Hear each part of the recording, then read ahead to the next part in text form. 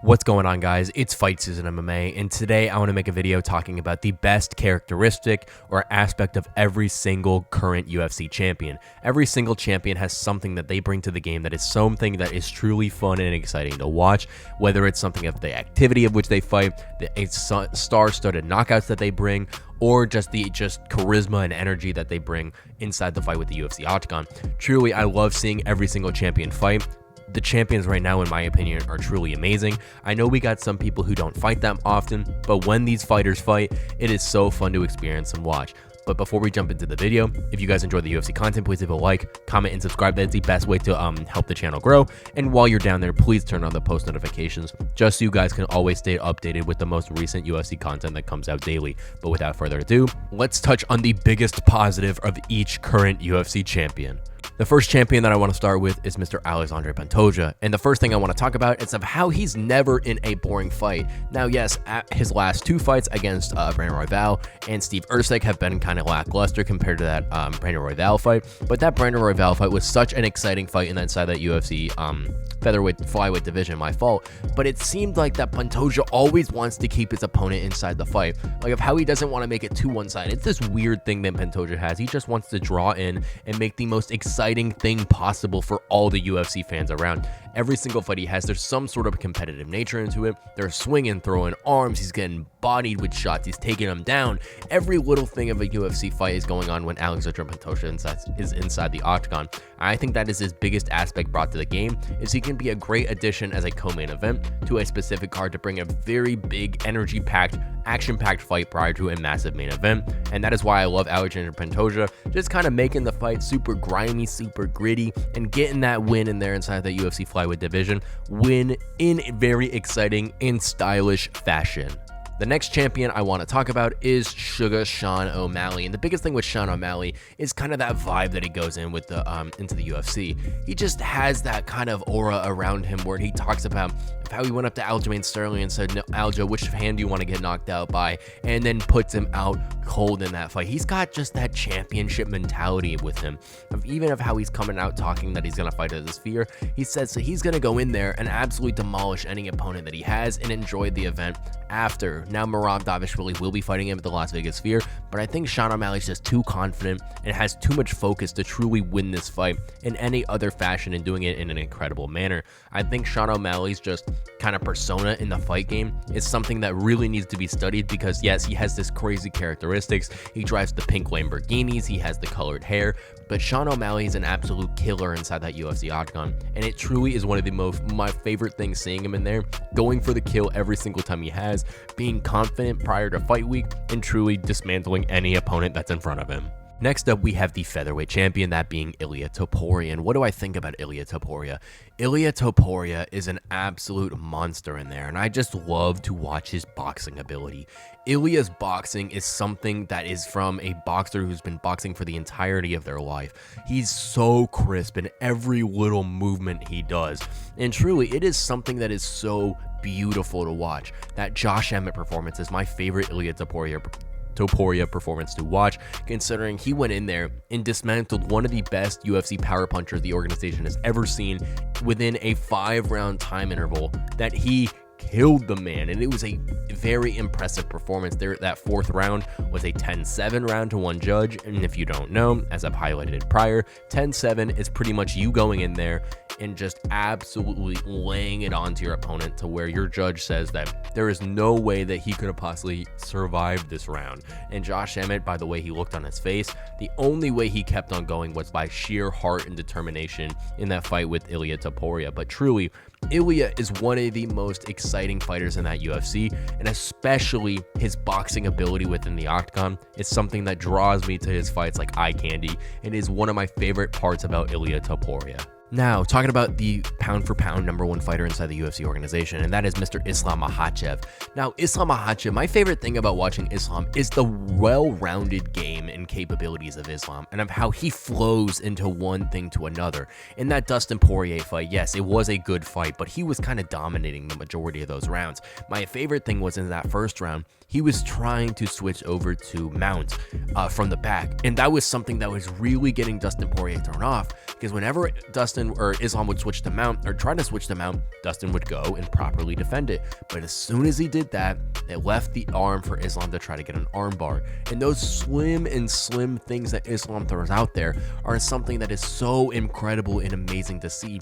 Islam is able to chain together techniques that not a lot of individuals are able to do. That Kimura attempt that he had on Dustin Poirier was super slick in that fight. But Islam Makhachev also in the stand-up and the way he puts combinations together allows him to be one of the UFC's best strikers in the organization. That Alexander Volkanovski knockout was absolutely impressive considering that he conditioned the body kick and eventually went upstairs to knock him out with a left shin right to the side of Volkanovski's dome, and that was super duper impressive. But Islam Makhachev knows how to flow inside the octagon. He goes from standing up to on the ground in an instant. I will always remember that 4th round takedown in his fight with Alexander Volkanovski the first time in Perth. He had one of the nastiest takedowns I've ever seen, getting Volkanovski right to the ground, and that just showed me of how fluent Islam Makhachev is with all of his movements, and that is easily my favorite thing, seeing Islam going to stand up, going back to the ground, reverting to stand up, throwing some amazing combos, going right back to the ground, seeing the duality of Islam Makhachev in action inside the UFC octagon. Next up, I got Belal Muhammad. And what is Belal Muhammad? What is my favorite thing about Belal? Easily my favorite thing about Belal is his build up to his fights. That man talked so much trash in there of how he said the UK was going to be booing him against Leon Edwards, of how he was still in there, of how he made this whole vendetta. It was something that really threw me off with Belal Muhammad, and I truly thought that Belal was crazy. But it just made so much more hype for the fight, and it made a fight that was so much more enjoyable. And it was something that I truly enjoyed so much, seeing Belal go in there and sell that fight, because within that welterweight division, not to crap on Leon, but Leon hasn't done anything. He kind of goes like and resides in a weird part of the woods and just never talks to anyone prior to his next fight happening. So getting Belal in there to promote that fight was something that was so entertaining to see. And then considering Belal went out there and backed it up, that was only something that reassured me of Belal's character, and kind of going out there and showing and proving to the UFC community that Belal is all about that life, and that Belal should be the UFC welterweight champion. And easily my favorite thing about Belal Muhammad is kind of how he builds his fights and all of his pre-fight stuff, talking to his fighter and his opponent, and getting ultimately going in there and probably getting the win, considering that he's 11 unbeaten streak, with his only fight becoming to no contest to Leon Edwards. The next thing is Dricus Du Plessis, and my favorite thing about watching Dricus Du Plessis easily is the fact that he looks like he doesn't know what he's doing inside the octagon, but not knowing what he does just translates to a win. It is my favorite thing to watch, of how I bet against Dricus Du Plessis to beat Robert Whittaker. I bet against Dricus Du Plessis to beat Sean Strickland. But then I knew better against Israel Adesanya. I knew he would go in there and get that win. And what did I see in that fight? Izzy just, for some reason, had no answer for Dricus. And it was unexplainable, in my opinion, of how Dricus Du Plessis was able to go in there and just completely throw Israel Adesanya off by these wacky strikes and these crazy takedowns and all of these crazy movements that he had that Izzy was not expecting in there. Dricus Du Plessis is one of the most odd fighters to fight inside the UFC, and that kind of makes it a lot harder for his opponents to gauge him. Now, if they fought Dricus a second or a third time, it would be a lot more easy to determine and deflect and defend against all these different techniques coming in their direction. But for this fight against Israel Adesanya, for the Robert Whittaker fight, for the Strickland fight, Dricus's unpredictability, his ability to just look like he has no idea what he's doing out there, but to make adjustments and to do what he can, it just is fluid, and it's like a song out there to see that Dricus Du Plessis truly has the IQ and just knows how to win a fight.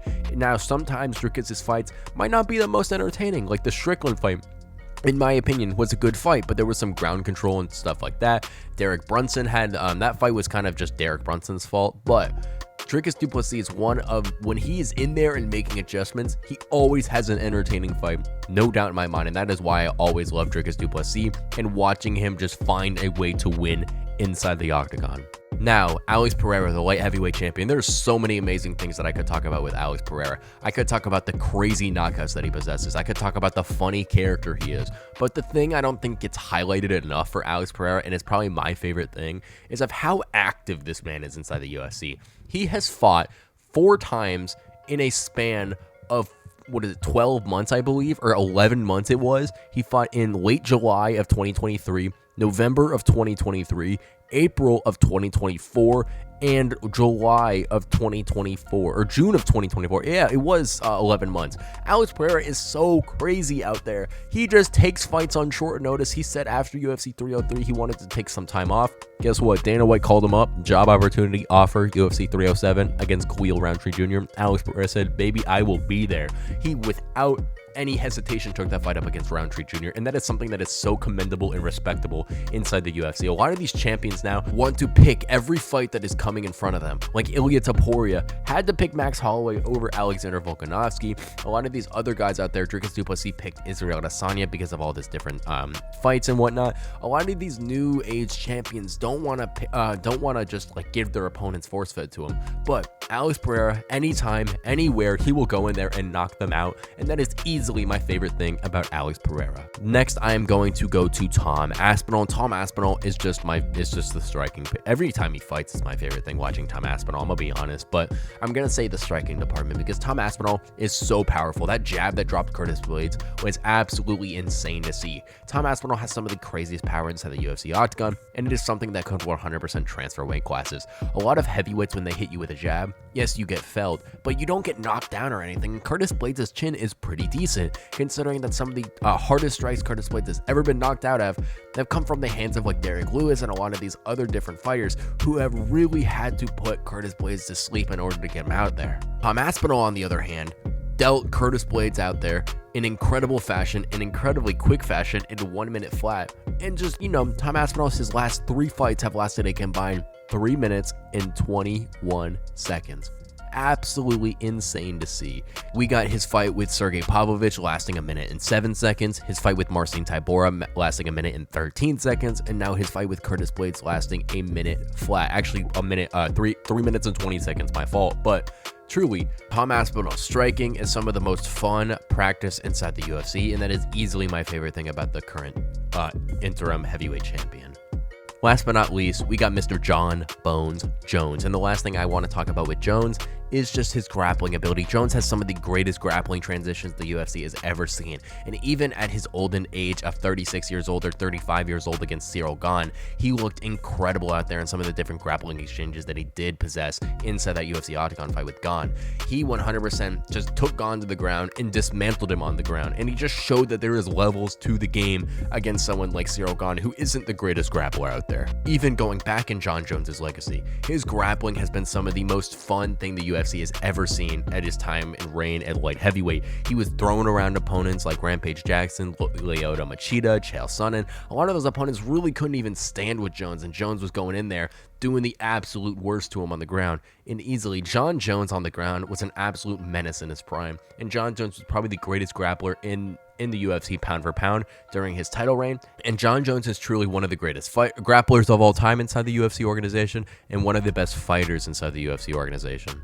Thank you guys so much for watching this episode of Fight Season MMA, and please let me know what you think down below in the comment section below about the best thing of each UFC champion currently. Every champion has different characteristics, they bring different things to the table, but every champion is their own being. Every champion has their own things that they bring, and every champion is their own human being. It is something that is truly amazing to see. Some champions are more fun than others, some champions are better strikers than others, some are better grapplers than others, some are more outgoing than others, but truly they all bring different aspects to each fight, and being able to embrace them for who they are, considering that they're just humans in there inside the UFC octagon, is something incredible to see.